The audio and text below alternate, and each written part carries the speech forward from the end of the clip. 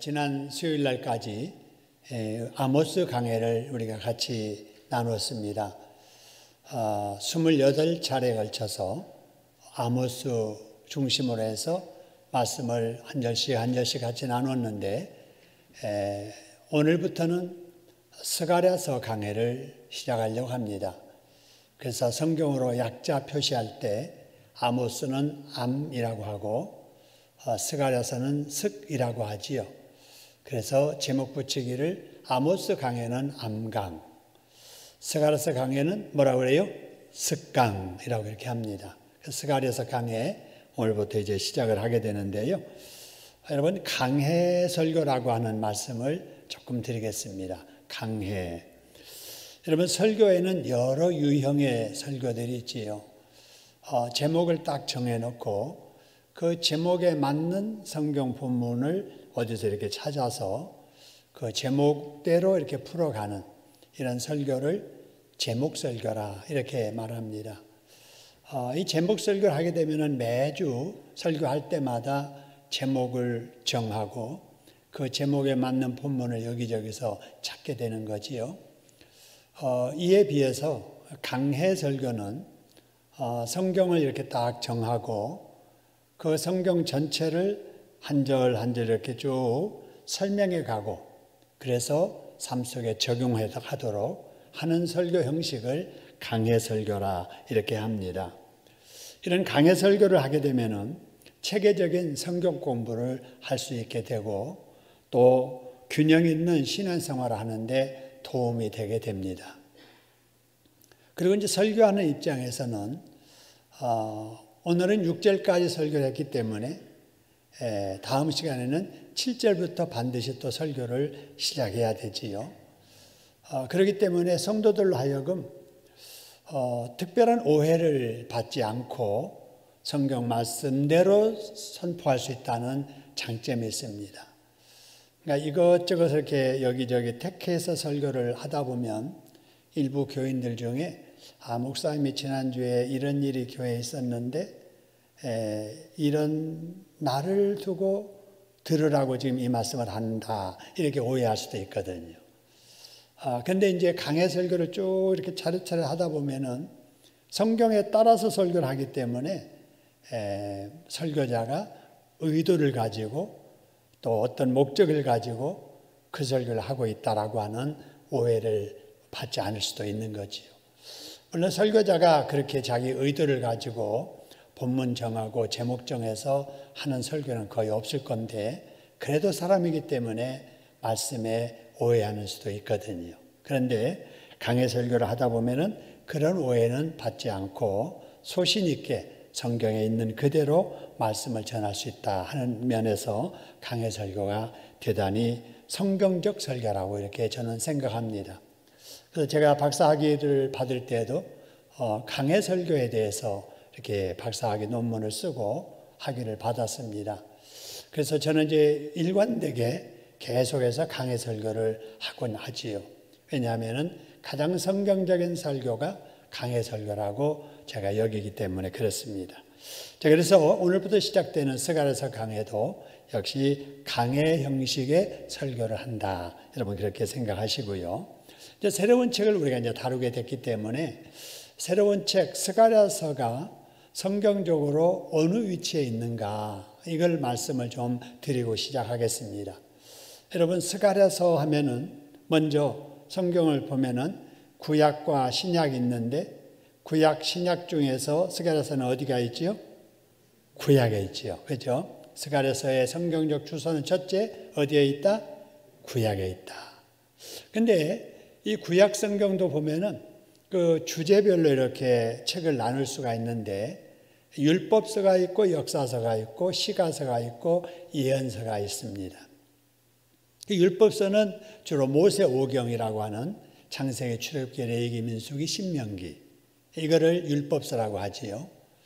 그리고 이스라엘의 역사에 관한 기록을 한 성경을 여호수아, 사사기, 룻기 그리고 사무엘 상하, 열왕기 상하, 에스라, 느헤미야, 에스더 여기까지를 역사서 이렇게 말을 하고 시가서, 시를 이렇게 모아놓은 욥기 시편 잠언 전도 아가를 시가서라고 하고, 그 다음에 예언서라기도 하고 선지서라고도 하는 이러한 그 성경이 바로 이사야, 예레미야, 에스겔, 그 다음에 다니엘, 그 다음에 예레미야가 호세아, 요엘, 아모스, 오바다, 요나, 미가, 나움, 하박국, 스바냐, 말라기, 이런 말씀들이 쭉 있는데, 이 예언서 중에 스가랴서는 대선지서에 속한 게 아니라 어디에 속해요? 소선지서에 속하고, 소선지서의 성경 중에서도 어디에 속하는 거죠? 스가랴서, 맨 구약의 마지막에서 두 번째 해당된다. 그래서 오늘부터 우리가 살펴볼 스가랴서는 신약과 구약 중에 어디? 구약 성경.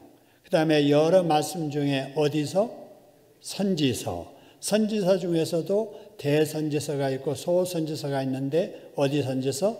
소선지서에 해당되는 바로 스가랴서다. 이렇게 여러분 성경적 주소를 정리하시면 좋겠습니다.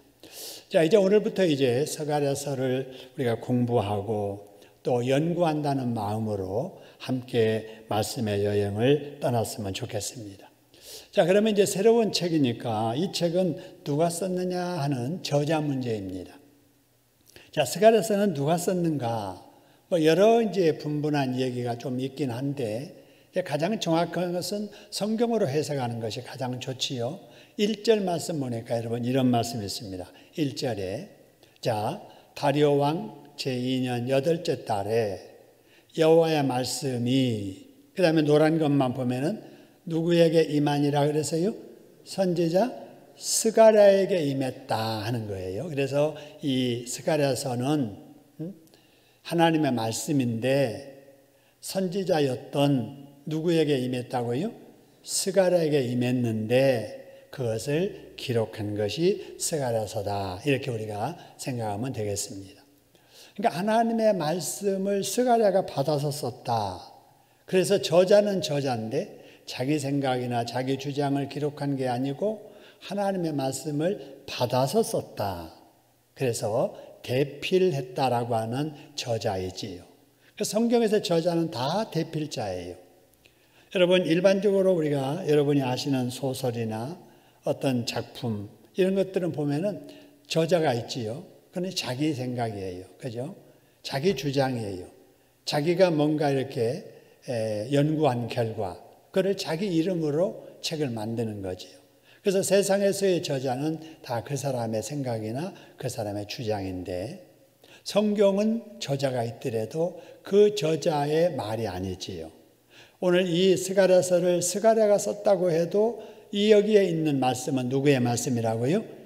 여호와의 말씀, 하나님의 말씀이다 라는 의미에서 세상적에서 말하는 저자 의미와 성경에서 말하는 저자 의미는 다르다. 이렇게 여러분 생각하면 되겠습니다. 자, 그러면 책 이름을 왜 이렇게 스가랴라고 했을까 하는 거예요. 책 이름.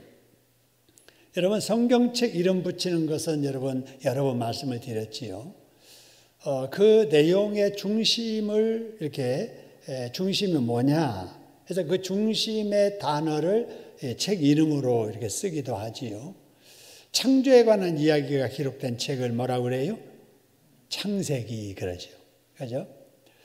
요한을 통해서 계시받은 말씀을 모아놓은 책을 뭐라고 그래요? 요한계시록 그러는 거죠. 자, 마태가 썼어요. 무슨 복음이에요? 마태복음. 그렇게 저자의 이름을 따서 책 이름을 붙이는 경우가 있는데 바로 이 스가랴서도 마찬가지죠.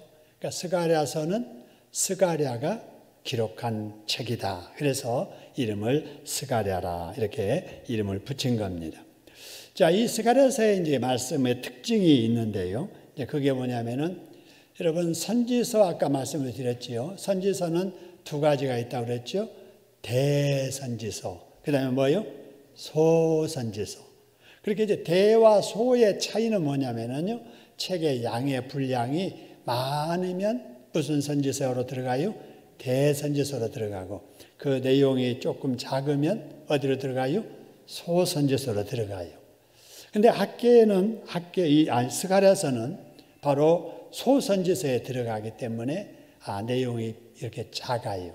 근데 보니까 이 작지만 그렇게 작은 건 아니에요. 여러분 스가랴서를 이렇게 쭉 보면은 몇 장까지 되어 있냐면은 14장까지 되어 있거든요. 그래서 스가랴서는 분량이 작은 소선지서에 해당되지만 소선지서 중에서도 가장 긴 말씀이다. 여러분이 그렇게 이해를 하시고. 근데 이 스가랴서는 해석하기가 아주 난해합니다. 그래서 일반적으로 스가랴서를 본문 잡아서 설교는 잘 안 합니다. 강해 설교를 할 때만 강해 설교 때문에 스가랴서를 이렇게 쭉 살펴보지, 일반적으로 제목 찾아가지고 설교하는 그런 분의 설교를 들어보면은 스가랴서 택해서 설교하는 것은 1년에 한 번도 있을똥말똥 하거든요. 왜냐? 해석하기가 난해하기 때문에 그렇고요. 그 다음에 이제 전체적인 내용은 문체가 아주 다양하고, 아주 또 특징 중에 하나가 신약 성경에 보면은 일러스되 이런 말을 하면서 구약에 있는 말씀들을 많이 인용을 하거든요. 하나님의 말씀이 구약에 이런 말씀이 있었다, 일러스되 이런 내용들이 많이 있는데 신약 성경에 가장 많이 인용되는 책이 바로 이 스가랴서이기도 합니다. 그리고 이제 스가랴서의 내용을 쭉 이렇게 뜯어보면은 교리적인 내용들이 많이 나오지요. 그래서 기독론도 많이 나오지요. 예수님에 관한 내용이에요. 예수님의 초림에 관한 이야기, 예수님의 재림에 관한 이야기, 이런 예수님에 관한 내용이 많이 나와서 기독론이 스가랴서에 있다 이렇게 말하고, 그리고 성전 재건을 촉구하는 이러한 말씀들이 많이 나오거든요. 그래서 이제 성전이 신약에 말하면 교회거든요. 그래서 스가랴서에 교회론도 나온다. 그리고 장차 오실 예수님, 시온의 회복에 관한 이야기가 스가랴서에 나오거든요. 그래서 이것을 종말론의 성격의 성경이다 이렇게 말하기도 합니다. 자, 이런 서론적인 내용을 이렇게 백그라운드로 가지고 오늘 1절부터 한번 보시죠. 자, 1절 보겠습니다. 다시. 자, 1절 말씀 보니까 이 말씀의 이 내용들이 언제 있었던 내용인가에 대해서 설명하기를, 언제 그래서요? 다리오 왕 제2년 8째 달에 이런 말씀이 있었다 그 말입니다. 여러분, 이게 다리오 왕 2년이다라고 하는 것은 바로 다리오 1세를 말하게 됩니다. 이 다리오 1세가 역사적으로 언제냐면요, 예수님 오시기 전에, 그러니까 BC 521년부터 486년까지 그 기간입니다. 바로 이때 바로 이스라엘 백성들이 바벨론에서 포로 생활하다가 돌아오던 때, 바로 그때입니다. 그래서 한 약 5만 명이 되는 이란 그 이스라엘 사람들이 바벨론에서 돌아오게 되는데, 그 속에 학개라고 하는 선지자도 그 사람들 속에 포함되어서 돌아왔고, 스가랴라고 하는 사람들 역시 그 무리 속에 끼어서 돌아왔습니다. 이때 이스라엘 백성들이 나라를 잃어버리고 바벨론에 포로되어 끌려갔다가 70년 만에 돌아오면서 소망했던 것이 뭐냐면은, 우리가 돌아가면은 성전 다시 짓자. 그리고 옛날처럼 우리가 그렇게 하나님 등지고 살지 말고 하나님 잘 믿고 살자. 그 열정을 가지고 귀국하게 됩니다. 여러분, 그런데 돌아와서 막상 이렇게 해보려고 하니까 자꾸 방해되는 일도 생기고, 우선 먹고 살아야 되고, 이런 일 때문에 성전 건축하다가 중단해 버립니다. 재건하다가. 그래서 그 중단한 기간이 14년, 15년, 16년까지 이렇게 한 16년 동안을 성전 재건을 중단해 버리고 말지요. 바로 이때가 다리오 왕 통치하던 시대였다라고 하는 것입니다. 바로 이제 그때 다리오 왕이 통치하던 그 시절, 그 2년, 바로 8월 달에 있었던 일이다라고 하는 겁니다. 그때 하나님의 말씀이 누구에게 임했다 그래서요? 선지자 누구에게? 스가랴에게 임했다라고 하는 겁니다. 여러분, 이 1절을 통해서 우리가 알 수 있는 것이 뭐냐면요, 성경의 말씀의 성격을 말하는 거예요. 하나님의 말씀의 성격. 여러분, 이 하나님의 말씀, 스가랴가 기록됐다는 이 하나님의 말씀은 역사적인 말씀이라는 거예요. 그죠? 우리나라의 건국에 관한 이야기, 단군 이야기잖아요. 단군 신화 그러잖아요. 우리나라가 어떻게 재건됐지? 다 뭐 단군에 대한 이야기를 합니다. 여러분, 그런데 이 단군 이야기가 실제적인 일이에요? 꾸며낸 이야기예요? 꾸며낸 이야기예요. 없는 이야기예요. 그래서 설화입니다. 설화. 그러니까 우리나라를 뭔가 이렇게 시작을 멋들어지게 시작을 좀 해야 되는데 어떻게 하면은 멋있게 이렇게 시작했다고 할까 해서 그 당시에 만들어낸 것이 곰 이야기. 그죠? 신령하게 뭐 다른 민족과 다르게 어떤 신의 절대적인 축복 속에서 나라가 시작됐다 하는 이야기, 쑥 먹고 뭐 마늘 먹고 뭐 굴 속에 들어가서 곰 이런 이야기가 다 여러분 단군 신화예요. 우리는 나라가 신화에서 시작해요. 가짜 이야기예요. 근데 오늘 성경 말씀은 정확하잖아요. 역사적인 인물, 그 다리오 왕 1세 때, 또 언제? 통치 2년, 언제? 8월 달에 정확하게 지금 이렇게 말하고 있잖아요. 그러니까 역사적인 말씀이라는 거예요. 허구가 아니고 설화가 아니다 하는 것을 우리에게 이제 보여주는 거죠. 그래서 여러분, 우리 기독교를 믿는다는 것이 우리는 그냥 생각 없이 어쩌다가 내가 이렇게 믿는 것 같아도 정말 믿어도 제대로 믿는 겁니다. 할렐루야. 제대로 믿는 거예요. 이 세상에 참신은 창조자 하나님밖에 없잖아요. 근데 우리는 그런 걸 모르고 우리가 믿었잖아요. 그리고 우리 성경이라고 하는 거 이거 여러분 얼마나 과학적이고 역사적이고 진실이고 사실인지 우리는 별로 모르고 믿었지만은 정말 이렇게 뜯어보면 뜯어볼수록 너무나도 정확한 말씀이라는 것을 우리는 깨닫게 됩니다. 할렐루야.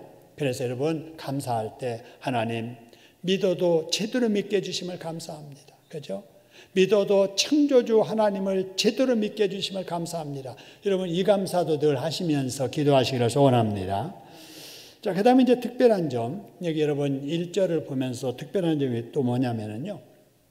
1절에서는 이 책을 누가 받아 썼느냐 이거를 소개하는 거예요. 그죠? 누가 받아 썼다는 거예요? 스가랴가 받았다 썼다는 거잖아요. 스가랴. 근데 이 스가랴 한 사람을 기록하면서 소개하면서 여기 보세요. 할아버지 이름이 나오잖아요. 또 아버지 이름이 나오잖아요. 여러분 왜 스가랴 한 사람을 소개하면서 할아버지까지 들먹이고 아버지 이름 나오고 그 다음에 스가랴 이름이 나올까 하는 경우에 여러분 그 이유는 스가랴라고 하는 이름을 가진 사람이 그 당시에 많았습니다. 여러분 이름이 왜 많겠어요? 그 당시 사람들이 좋아하니까 이름이 많은 거예요. 여러분 우리나라에도 한 시대에 영자, 숙자 뭐 이런 이름들, 이런 순자 이런 이름들이 많았잖아요. 많았지요. 어지간하면 남자들이 명자, 숙자, 화자, 애자 뭐 이렇게 다 순자 뭐 이러잖아요. 왜 그러느냐? 좋은 이름이니까 자꾸 사람들이 이렇게 이름을 붙이는 거예요. 근데 어떤 기록에 보니까요. 구약 성경에 스가랴라고 하는 이름을 가진 사람이 30명이 나온다는 거예요. 30명. 제가 정확하게 세보진 않았는데 하여튼 많은 거예요.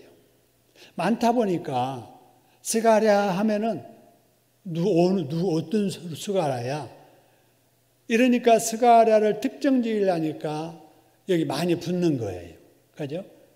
할아버지가 이또인 그 스가랴 말이야. 아버지가 베레가라고 하는 그 아들 스가랴 그 말이야. 그 말. 이렇게 특정 지어서 말하는 거지요. 여러분 우리 교회도 똑같은 이름을 가진 사람이 여러분 네 이름이 있습니다. 똑같은 이름을 가진 4명이 있어요. 4명. 그래서 A, B, C 이렇게 붙이기도 하지요. 전에도 말씀드렸는데 제가 초등학교 다닐 때 김동희가 둘이었습니다. 김동희. 중학교 때까지 똑같이 또 이제 중학교 가서 한 반에 김동희가 둘이었어요. 근데 고등학교 갔더니 김동희가 3명이 돼버린 거예요. 3명. 같은 반에서 3명인 거예요. 같은 반에서. 그러니까 이제 뭐 펜팔하고 무슨 외부에서 편지 같은 거 오면 말이죠.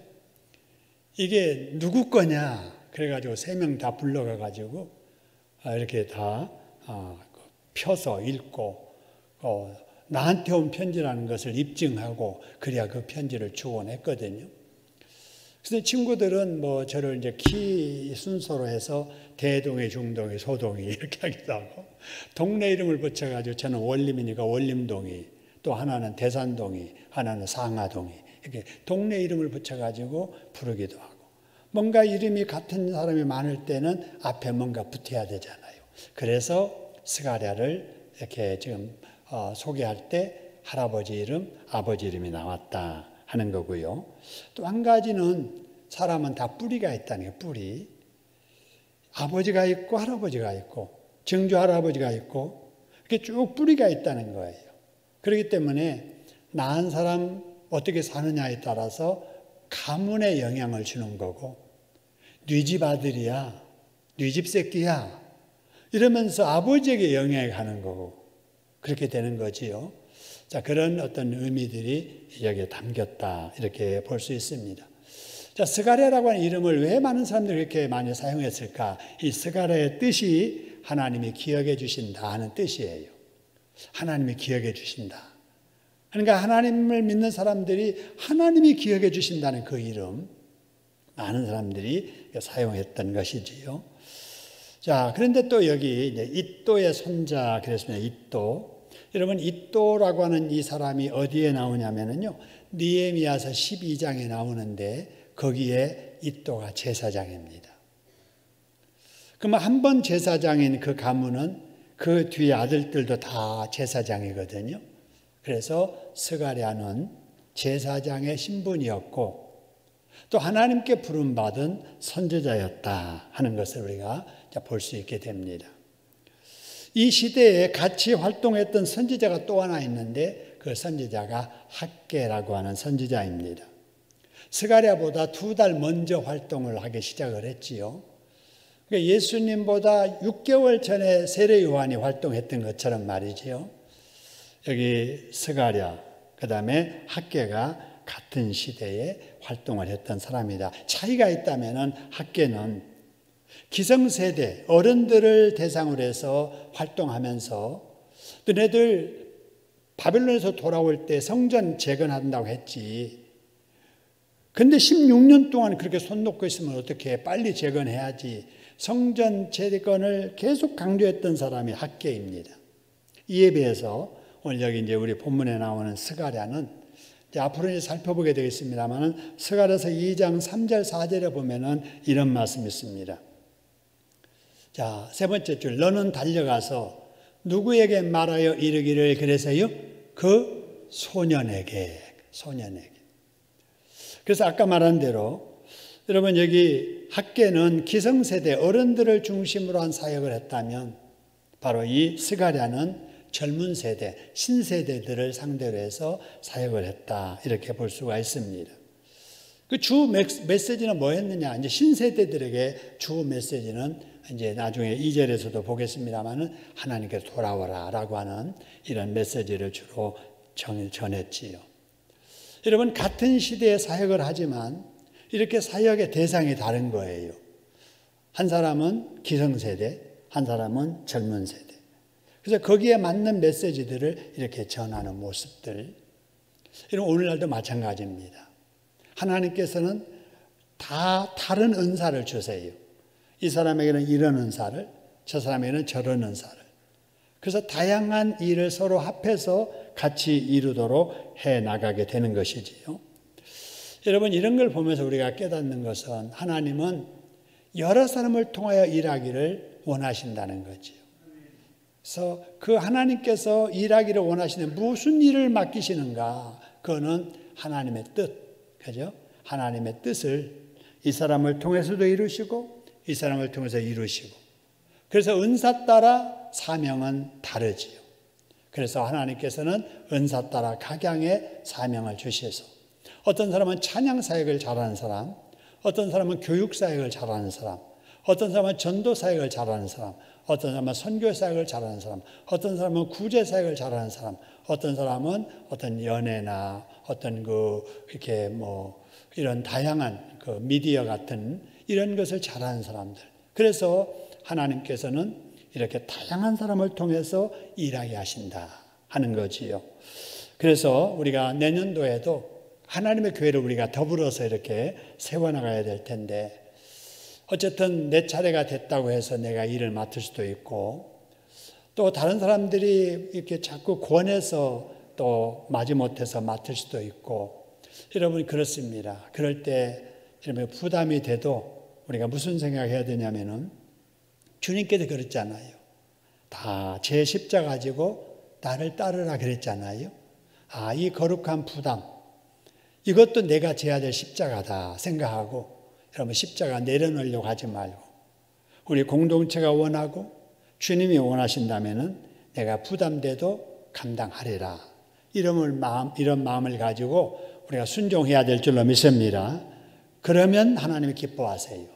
그런 사람이 하나님께 함께 해주시고, 정말 내가 감당하기 어렵겠다 싶은 그런 일들이 실제로 있을지라도 하겠다는 사람에게는 감당할 힘도 주시고 환경도 주십니다. 할렐루야. 하나님의 일을 더불어 협력해서 함께 이루어가는 저희들 될 수 있기를 소원합니다. 자, 그 다음에 이제 2절로 가볼까요? 2절에 보니까 여러분 이런 말씀이 있죠. 여호와가 너희 조상들에게 뭐 하였느니라 했어요? 심히 진노하였느니라 하는 거예요. 그러니까 그냥 이스라엘 신세대들에게 말하는 거예요. 너네들 꼭 알아야 된다. 너희 조상들에게 하나님께서 심히 진노하셨어. 그래서 나라 망한 거야. 그래서 포로로 끌려갔던 거야. 너희들 그거 잊으면 안 돼. 이러면서 여러분 여기 과거에 이스라엘 백성들이 어려움을 당했던 원인을 진단해 주는 거예요. 그죠? 과거에 너의 조상들이 이렇게 어려움을 당한 이유는 하나님이 뭐 하셨기 때문에 그렇다고요? 진노하셨기 때문에 그렇다. 여러분, 과거의 그 어려운 일들의 원인을 잘 알아야 됩니다. 그거 잊어버리면 안 돼요. 그래서 신세대들에게 과거의 역사의 아픈 그런 일들이 하나님의 진노 때문이었다는 것을 지적해 주고, 그 다음에 이제 처방을 해 주는데, 그러기 때문에 너희들이 이렇게 해야 된다. 그 처방이 3절입니다. 3절 보세요. 무슨 처방인가? 그러므로 그러죠. 아까 2절의 말씀 보니까 너희 조상들이 하나님께 진노를 받았다. 그죠? 그 다음에 3절에 그러므로 너는 그들에게 말하기를 만군의 여호와께 이처럼 이르시되 너희는 뭐라고요? 내게로 돌아오라. 하나님께서 이스라엘의 신세대들에게 말하기를 너희 조상들이 하나님께 진노당해가지고 받아가지고 그렇게 나라가 망했다면 너희들이라도 내게로 뭐하라고요? 돌아오라. 우리 예배 설교 시작 전에 우리 경찬팀에서 내게로 오라 여러분 찬송 부르잖아요. 우리 주님께서는 늘 오라고 부르십니다. 할렐루야. 여러분 이 시간에도 이 자리를 하나님께서 마련해 놓으시고 여러분을 오라고 부르시는데 여러분이 그 부름에 아멘 하고 이 자리에 나오신 줄로 믿습니다. 하나님은 예배의 자리로 오라고 부르시고 기도의 자리로 오라고 우리를 부르신다라는 거예요. 여러분 이렇게 우리가 하나님께로 돌아오면 어떤 일이 일어나는가 보세요. 그리하면 하나님이 말씀하세요. 내가 너희에게도 뭐 한다고요? 돌아간다는 거예요. 여러분 하나님은 하나님께로 오는 사람에게 찾아오시는 겁니다. 할렐루야. 이건 사람의 말이 아니에요. 보세요. 너희는 내게로 돌아오라. 누구의 말이니라? 만군의 여호와의 말이니라. 그리하면 내가 너희에게로 돌아가리라. 누구의 말이라? 만군의 여호와의 말이니라. 헛된 말로 듣지 말아라. 내가 내 이름으로 약속한다 라고 말씀하시는 거예요. 여러분 우리 하나님은 지금도 돌아오기를, 실패한 사람, 진노를 당해서 망한 사람이라도 우리 하나님은 돌아오기를 기다리십니다. 할렐루야. 그리하면 나도 너희에게도 돌아가리라고 말씀을 하시잖아요. 여러분 하나님이 기다리는 자리, 여러분 돌아가는 저와 여러분 될 수 있기를 주님의 이름으로 축원합니다. 여러분 그래서 하나님께서는 회복시켜 주시려고 지금 스가랴를 통해서 이 말씀을 기록하게 하시는 거예요. 그래서 스가랴서의 주제는 뭐냐면은 회복입니다. 회복. 여러분, 지금 우리가 코로나 상황에서 정말 우리가 간절히 원하는 것이 뭐 되기를 원하는 거예요? 회복되기를. 그죠? 그래서 기도할 때 하나님, 예배의 일상이 빨리 회복되게 해주시옵소서 그러잖아요. 그죠? 회복이 돼야 돼요, 회복. 여러분, 이 회복이 어떻게 이루어지느냐 보세요. 우리가 누구에게로 돌아가야 되는 거예요? 하나님 여호와께 돌아가야 된다는 말입니다. 할렐루야. 여러분, 이 어려운 때에 우리 민족이 하나님께로 돌아가야 돼요. 불신자들 그걸 모를지라도 한국 교회가, 우리 예수 믿는 사람들이 이 어려운 때에 하나님 앞에 돌아가야 될 줄로 믿으시기를 소원합니다. 근데 이 코로나 때문에 점점 하나님을 떠나는 사람들이 많이 있잖아요. 예배도 잘 안 나오고, 그냥 한 2년 동안에 그냥 비대면 예배 어쩌고저쩌고 하다 보니까 나 영상으로 예배 드려. 여러분, 실제로 영상으로 예배가 예배답게 드려집니까? 안 됩니다. 처음에는 그래도 자세라도 빠르게 하려고 하고 그냥 하나님 앞에 예배 드리는 그런 정신으로, 비록 컴퓨터 앞에 전화를 보면서 하더라도 그런 마음을 갖는데, 그러다가 전화 오면 전화 받으러 가야 되고, 누가 문 두드리면 가서 문 또 응대해야 되고, 애들 떠들면 또 가서 또 어떻게 해야 되고, 도무지 예배가 안 되는 거예요. 근데 나중에 자꾸 반복되다 보니까 그것도 그냥 대수롭지 않게 생각이 되고, 그냥 보면 보고 말면 말고, 이제는 주일이라는 개념도 없어지고, 이런 사람들이 많아졌다고 말입니다. 이게 문제예요. 우리야 앞으로 더한 고통이 와도 우리 죽기 살기로 생명 내놓고 예배 시간에 이 자리에 나오실 거예요. 근데 믿음 약한 자들, 그러지 못한다는 사실이에요. 불신자들이 교회 온다는 것은 거의 없고, 교회 나왔던 초신자들마저도, 믿음 약한 사람들마저도 다 교회 나오지 않고, 노인들은 많이 돌아가시고, 이러다 보니까 교회가 점점 숫자적으로 약해지고, 여러분, 이래서 정말 더 코로나 때문에 어려워지는 이런 현실 속에 우리가 해야 될 처방이 뭐냐? 하나님이 처방 내려주시잖아요. 돌아오라는 거예요. 돌아오라. 여러분, 하나님 앞에 돌아오는 일에 힘쓰는 저와 여러분 되시기를 주님의 이름으로 축원합니다. 그러면 하나님도 오시는 거예요. 근데 하나님에게 등 보이고 하나님을 멀리 하잖아요. 하나님도 떠나세요. 여러분, 이스라엘 백성들 하나님의 택한 백성이잖아요. 그런데도 불구하고 하나님께 등 보이고 하나님 말씀 안 들으니까 하나님이 떠나시잖아요. 하나님이 떠나시니까 바로 있었던 일이 뭐냐면 그동안 누렸던 복을 다 잃어버리는 거예요. 이스라엘이 얼마나 평화로웠어요? 얼마나 번성했어요? 얼마나 풍족했어요? 하나님 떠나니까 다 잃어버리게 돼요. 자기 집에서도 못 살아요. 자기 나라에서도 못 살아요. 나라도 없어져 버렸어요. 그래서 포로로 다 끌려갔어요. 이래서 모든 걸 다 잃어버리게 되더라 하는 것입니다. 그러므로 우리가 진정한 회복을 위해서는 그동안 하나님을 진노했던 죄를 청산해야 됩니다. 할렐루야. 그들의 죄가 뭐였겠어요? 말 안 듣는 죄예요. 하나님의 말씀 거역한 죄예요. 회개해야 됩니다. 그래야 진정한 바로 회복이 이루어지게 된다라는 것입니다. 여러분, 우리도 마찬가지지요. 회복의 은혜를 받으려면 회개해야 됩니다.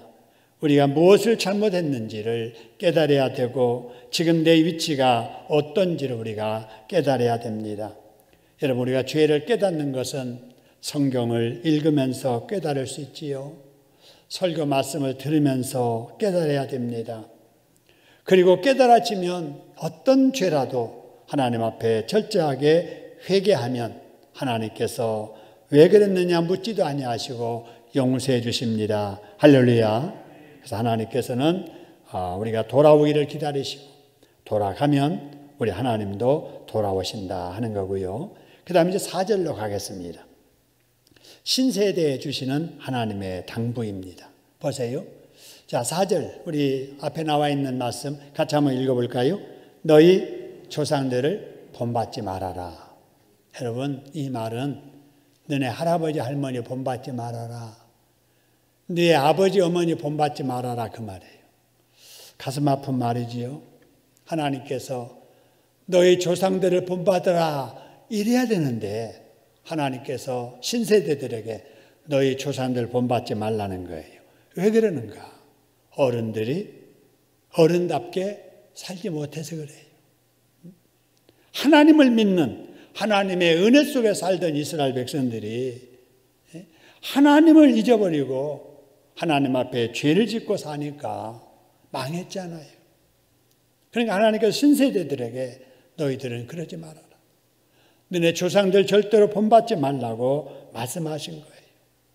자, 그러면은 이스라엘의 그 조상들이 뭘 잘못했길래 바로 그 젊은 세대들에게 본받지 말라고 하는가? 4절 쭉 열어서 같이 보면은요, 여러분 이런 말씀이 있습니다. 세 번째 줄에, 네 번째 줄입니까? 너희가 어떤 길을 떠나서 돌아오라 그래서요? 악한 길. 그 다음에요? 악한 행위입니다. 그죠? 여기서 악하다라고 하는 것은 누가 보기에 악하다는 거예요? 하나님 보시기에 악하다는 거죠. 그러니까 하나님께서 보실 때 악한 일들을 버리지 않고 계속 행하더라 이 말입니다.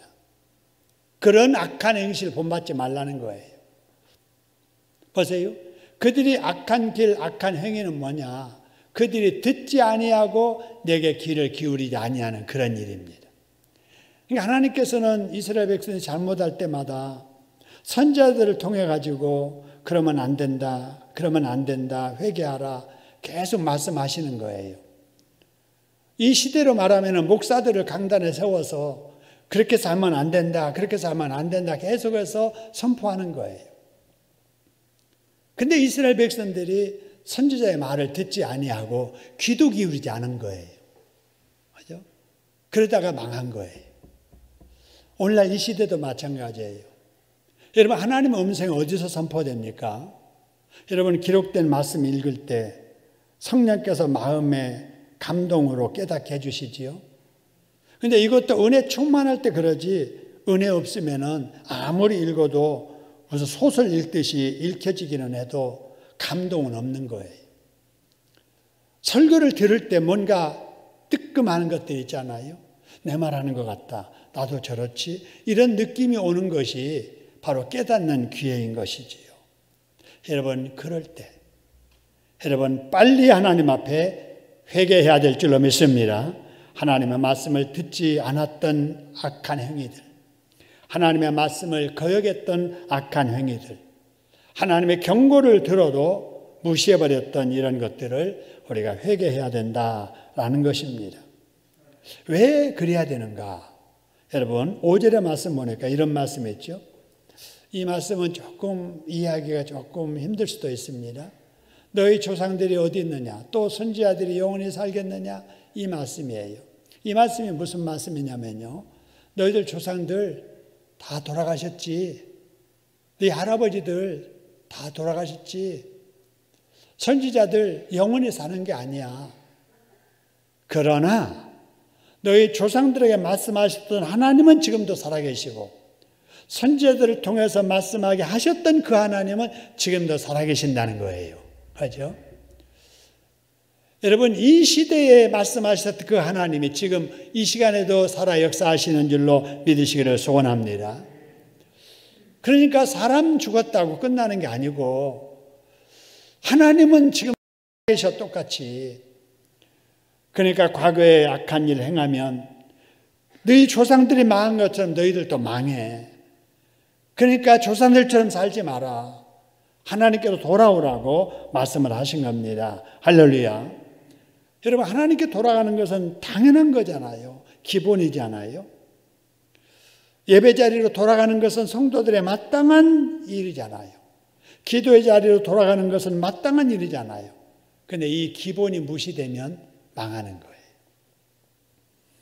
여러분, 이런 기본 신앙이 회복되도록 우리가 늘 기도에 힘써야 될 줄로 믿습니다. 공예배 한 번 더 출석하기. 여러분, 이게 기본이에요. 그죠? 주일 성수하기 기본이잖아요. 우리가 받아 누리는 것, 거두는 열매에 대해서 10의 1을 하나님의 것으로 구별해서 드리는 것, 이것이 마땅한 도리이자 또한 물질의 축복받는 비결이기도 하잖아요. 이런 기본, 또 믿지 않는 사람들에게 전도하는 것, 기본이잖아요. 근데 이런 기본이 무너지고 기본이 무시되면은 신앙도 무너지고 복도 다 잃게 되지요. 여러분, 기본을 회복하는 일에 힘쓰는 저와 여러분 되기를 주님의 이름으로 축원합니다. 자, 그 다음에 이어지는 말씀 6절입니다.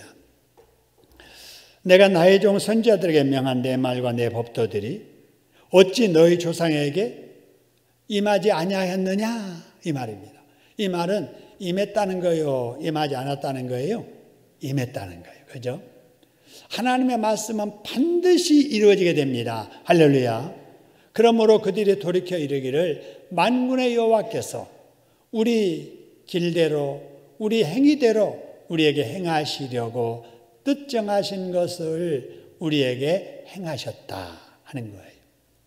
이 말은 무슨 말이냐면요, 우리 조상들이 잘못해서 하나님의 말대로 나라 망해서 포로 생활하고 이제 돌아왔어, 그런 뜻이에요.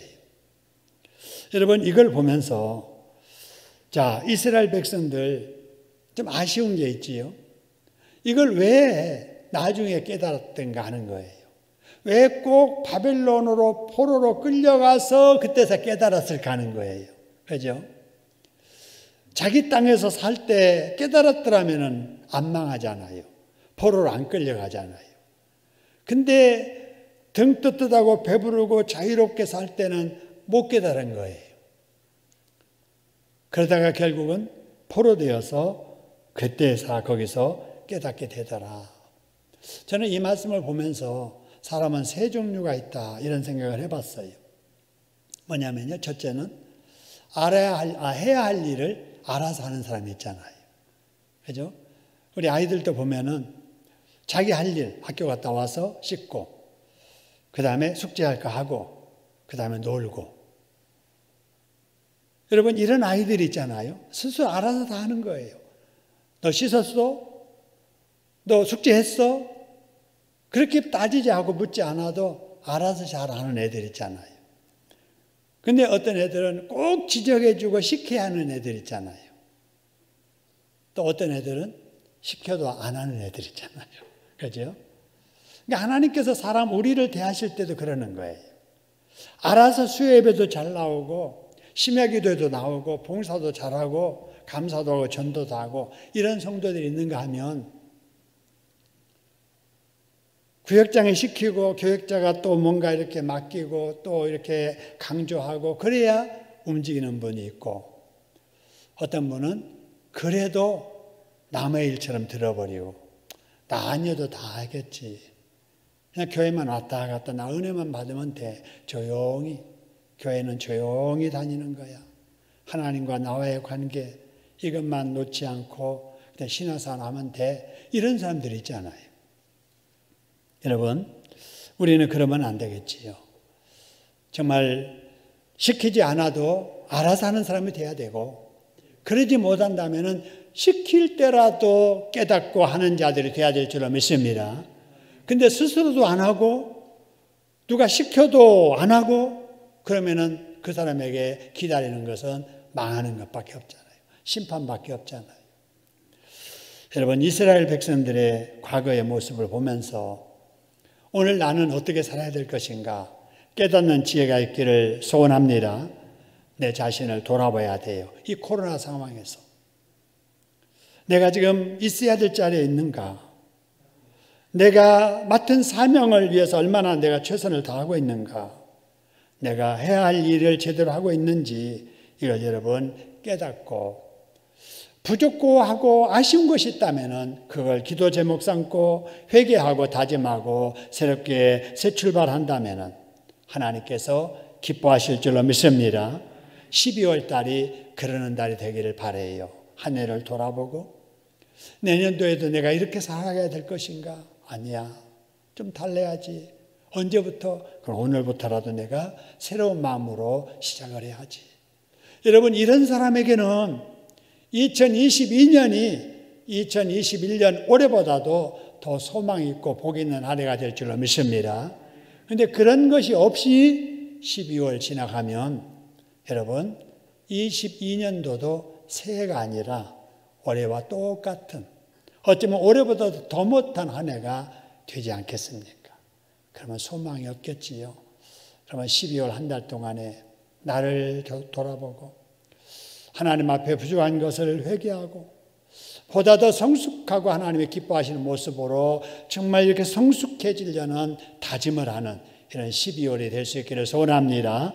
이런 하나님의 은혜가 저와 여러분에게 충만하기를 주님의 이름으로 축원합니다.